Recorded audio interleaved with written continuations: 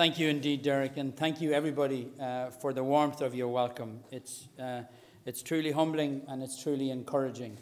I want to say that I'm delighted to be joined by Trish and all our families and friends, and some of you volunteers who I've gotten to know recently, and more who have joined up only in recent days to come along to support this campaign. And you know, as Derek has outlined, that this is not just about me, it's about a message. It's about a message that I bring forward, not out of something recent, but out of a lifetime. And it's a message that I believe all of us in Ireland need: encouragement and confidence at a very difficult time. So I'm delighted to be here, and I want to welcome you all. There's one thing that I know about life and about Ireland as it is now, is that it needs to be transformed. We are facing many difficulties and challenges, and yet the solution lies within our own hands. And when I look at the presidency, there are few roles in Ireland that have as much respect earned from the Irish people. And I think when we look at the last 21 years of active and energised presidency, it is because of the two people who occupied the office over the last 21 years. They have transformed the role, and they have done so because they dealt with issues that were current and that were relevant. But also they brought with them the authenticity of their backgrounds, their life experience, and their history, to make sure that they had a theme that was relevant and one that would change Ireland. Mary Robinson redefined the role as president 21 years ago. She transformed it to deal with social inclusion because of her humanitarian background. And that has helped to move Ireland to become modern and to become much more inclusive. Mary McAleese, 14 years ago, set out on a path to build bridges, much more importantly, along with her husband Martin, to build peace. And she did so based on where she came from and her passion. But as we have seen, she was able to succeed with the culmination of the recent visit of Queen Elizabeth to our shores, an image that we have seen transmitted to every single corner of this world, a vision and an image of Ireland that is now mature, based on strong traditional values, but one that it embraces a modern global marketplace. Why do I want to be president? And what do I hope to achieve? I want to be president because I truly want to help this country. And sometimes there are people who are cynical about those of us who step forward. But every single one of you who has ever stepped forward to start a business or to create a job for yourself or others, every single one of you who has ever stepped forward, as I know many have here, to set up community, youth and volunteer organisations. Many of you who have set up sporting groups and organisations know that it is only in stepping forward rather than standing back that we create real meaningful change, not just in our own lives, but in the lives of those that we have an influence and impact over. I want to restore confidence because everywhere I go, I see heroes who are working in every single part of this country to improve not only their own lives, their families, their communities, and even the country. And yet there is such an air of negativity, of doom and gloom, which is creating a fear and a paralysis for many, where they are removed so much from the macroeconomic news they listen to, where they live in the micro, in their families and communities, struggling to survive and to build a future for themselves. We need to focus now, and I do want to change that national conversation, away from the things that are not working, away from problems, and to focus on what is, on the great people that we have out there who are doing things. I want to focus away from the problems, to look at solutions, to look at options, but most importantly, to look at possibilities. I also want to focus on the greatest challenges facing this country. If the next presidency is to be relevant, it must deal with the issues that real people face.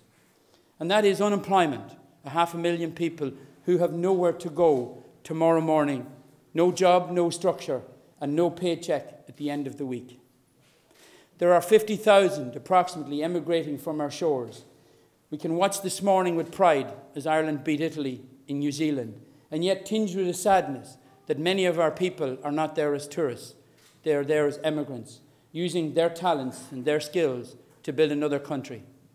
And it is time now that our young people, whom we have invested in, and who are the lifeblood and the future of this, not just the economy, but of our community and our society, should have the opportunity to stay at home. And I want to help do something about that. I also want to talk about community. Many people know I'm an entrepreneur. Few until recently knew that I was a professional youth and community worker, working with young people at risk, working with young offenders, spending 2 years writing and developing the first national alcohol education program to help young people avoid alcohol and drug abuse. And it is that sense of community that drives me, because working with young people at risk, I realized that there were only two solutions long-term to the problem. That while I could deal with symptoms, the real solution was in the longer term. The real solution was in a longer-term strategy. And that was about education, about skills, to give young people the ability to shape their own lives and to find whatever jobs there were there. And if there weren't jobs, to give them the confidence to create their own, and hopefully more. But the most important one was about employment. That if you could give young people a job, a structure, a way of singing their song, whatever that song was, you had individuals who then were stable and able to contribute, were able to pay for their own homes and continue to educate their families. And what I was witnessing 20 years ago was generational unemployment, where people were growing up in homes where parents and grandparents had been unemployed. And that generational disadvantage continued until we were able to do something about it. Now we are beginning to face into the same challenge, that many of our young people who leave will be the brightest and the most motivated and the highly skilled. And those who are left behind are going to be caught in what the economists called structured unemployment, which will become generational and will have much more than just an economic cost. I also see that we are going back in this country to a sense of real community. And if the last 15 years have been about I and about me and about myself, the next chapter of Ireland's economy and our community future of our society will be based on the principles of community. That it is only in the collective that we can move forward. It is only when we work together and support each other. That is who we are as a people. Growing up back in Ballyhaise and Cavan, and there are many people from there who are here today, we had the key in the front door. We knew our neighbours. People collected their elderly neighbours to take them to mass or to shopping. And in the recent years, we had housing estates where people not only didn't know their neighbour, they weren't able to distinguish who were the neighbours and who were the strangers. And there's a sadness in that, where houses grew so big that we had electric gates that people were actually closed off from the very communities in which they lived. And yet we now see in every single part of the country, on my listening tour over the last 4 months, I have seen communities come together like never before. In Mitchelstown, in Dungarvan, in every single part, in East Clare, coming together to use their strengths, their local resources to see what can we do to breathe new life, to re-energise, to reinvigorate, to revitalise our communities. And that community spirit is what will bring us forward. Because Ireland is not just an economy. It is not just one country. It is, in fact, a collection of communities. And the only way that we can rebuild this country is one community at a time. And that means that every single one of us have a role to play in developing our communities, in where we see problems, trying to address them, where we see issues, that we try to solve them. And that's for all of us working together. And I want to lead that, because I believe the real change will come, yes, from the top down, but most certainly from the bottom up. And I believe that a president can act as a conduit in that process. I also want to talk about social inclusion. I want to talk about disability. Yes, I was born with visually impaired. I was born with congenital cataracts. I didn't see hardly at all until I was 4, when surgery gave me the sight that I have now. And though my sight is not as good perhaps as yours, I am more grateful for mine than many people are for theirs. And while I can't see many of your faces, that has never stopped me, and nor it should it? Because I've always led with my ability and not my disability. I say now to young people when I meet them, to encourage them, I say most people can do 10,000 things. I can do 9,000. I want my life defined by the 9,000 things I can do and not the 1,000 things I can't. I say that now to business people who are struggling in terms of reinventing their businesses. I say it to those who are recently unemployed. You had a job, but you are more than your job. What are your strengths and your abilities, and how do you reinvent yourself and recreate your future based on your strengths. I say it to communities, and I now say it to Ireland. Let us move beyond focusing on the negative, and let us find in our strengths the next stage and the next chapter for our recovery. My philosophy didn't come through enterprise. Yes, I grew up in an area of Cavan that had very little industry. And so the people in the community, and the farming community in particular, focused on creative and innovative responses that led to poultry and pig and mushroom intensive industry because the land was so poor. And it is in that sense of adversity that we find our real creativity. And I believe that we are fast approaching that now. But my philosophy and my ideology was laid down when I was growing up and setting up a Foróige Youth Club back in 1979 on the bus on the way back from the Pope's visit to Galway. A number of people on the bus complained there were no facilities for young people to meet. A number of us decided to do something about that. And some of you are here 30 years later. And what did we achieve? We achieved the development of our communities that led to other organisations, that led to even a senior citizens event at Christmas to bring the elderly together with the young. And 20 years later, I was pleased to watch my own mother attend that very Christmas social event. But something else was laid down, and I discovered through adult leaders who invested in me as a young person that there was a lesson and lessons that I had learned. One, I must build on my strengths. But two, that if I wanted to lead a successful life, I must find within myself a sense of confidence, a sense of self-belief, and a sense of resilience that will allow me to travel through the obstacles that I would meet in life. And in many ways, it is all those obstacles that I have faced and all those challenges that I have overcome, like all of you, is what comes to define me and has defined you and has defined our society. But if there was one gene that I learned growing up in the Youth Club of Foróige and what was invested in me in the art and philosophy of learning by doing, it was this. It was the gene of self-determination. That in life we are not passengers, we're in the driving seat. That our life doesn't happen to us, it is in fact created by us. And we have to believe from the outset in our ability to shape our future, because it is that which gives us encouragement. It is that which motivates us, and it is most importantly that which empowers us. And so when I come to talk about enterprise, I don't talk about enterprise for the sake of business. I talk about it for the sake of addressing unemployment. Because the only solution to unemployment is job creation. And there are only two ways that we can address job creation. One is internationally, we must continue to attract foreign direct investment, as we have seen in recent times with Google.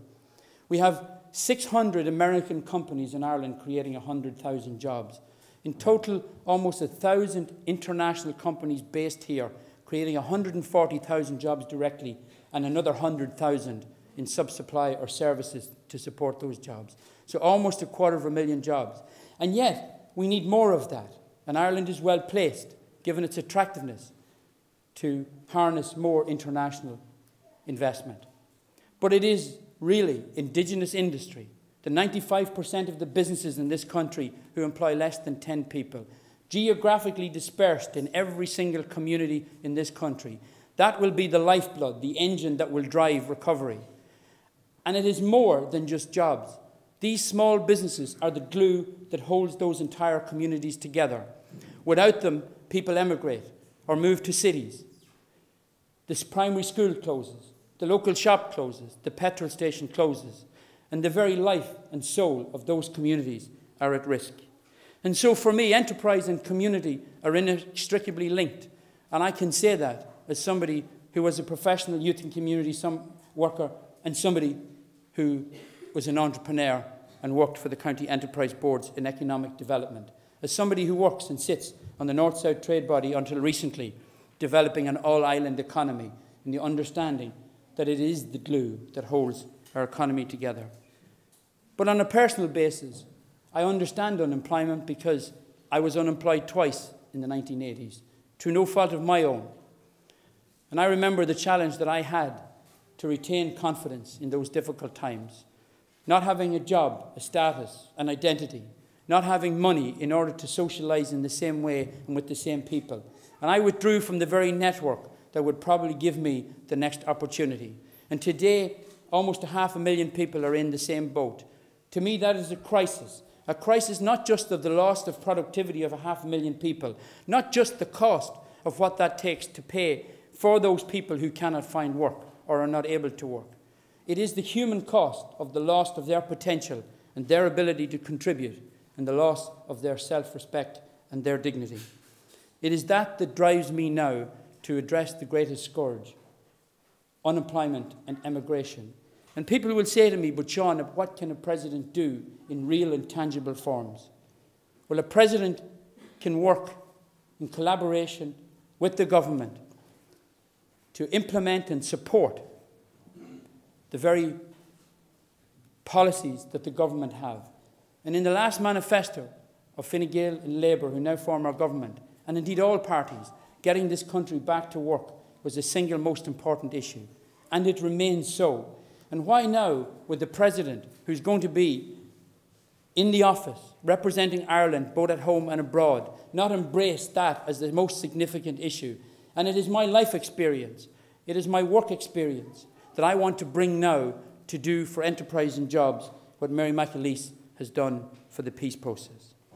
I want to raise awareness of the role of enterprise, not just in job creation, but that entrepreneurial spirit that sees us come forward to create community groups, to create sporting groups, to deal with the social issues, and fundamentally to create change. I want to support local businesses, chambers of commerce, enterprise agencies, county enterprise boards, leaders, colleges, institutions, and transition year students in every single part of this country to start talking about that gene. But internationally, I believe there's a huge role to be played. I met Enda Kenny last week in Castlebar when we were addressing 400 young entrepreneurs from Galway Mayo Institute of Technology. He said that he wanted to send a flare out throughout the world, that Ireland was a place to do business. I said to him then, I say it now, I want to be that flare, to send out an entrepreneur who understands what enterprise is about, what entrepreneurs are looking for when they seek to come to Ireland. I want to help our Irish companies develop export-led markets, because we know the domestic market is too small in order for us to grow our economy, to recover. And so we need to take our companies and our products and we need to introduce them to new markets. Not just the American, the German, the French or the UK markets that are our traditional target markets, but to Brazil, to Russia, to India, to China, to Hong Kong and Singapore, where we know throughout the world that the requirement, even in the area of food, will grow by 50%. And no country is better placed, given our capacity and capability to deliver food and agri-food sector products, than Ireland. And we know in the last couple of weeks we have seen that food and drink in Ireland products will now deliver more than 8.9 billion to our economy. 2 weeks ago at the Ploughing Championships, Mary McAleese spoke about agriculture being the star of the economy. So we are well placed, but we now must forge ahead to create new markets. I want to support Enterprise Ireland and Board BIA and other agencies in that regard, in order to sustain and to create more jobs at home. I want to work with the IDA internationally to attract and continue to attract foreign direct investment to keep our brightest graduates and others at home. I also want to focus on the area of tourism with Tourism Ireland. I witnessed 2 weeks ago at the Rock of Cashel a 65% increase in the number of visitors who came following the visit of Queen Elizabeth to that location. And so it is tangible that our visits abroad do more than just raise the profile of Ireland, but result in increased tourism, increased trade for our companies, and increased direct foreign investment. I want also to focus on the area of disability. In recent years, I have worked as patron of the Irish Association of Supported Employment, not just to create confidence in young people or those with disabilities, but to help create awareness in society, among employers and among society generally, of the role that people with disabilities can play. Because they all have abilities, and every single one of us, if we live long enough, will have a disability. 85% of all disabilities in this country are acquired. You're not born with them. and therefore it is something that is not outside us. It is in fact something that is part of who we are.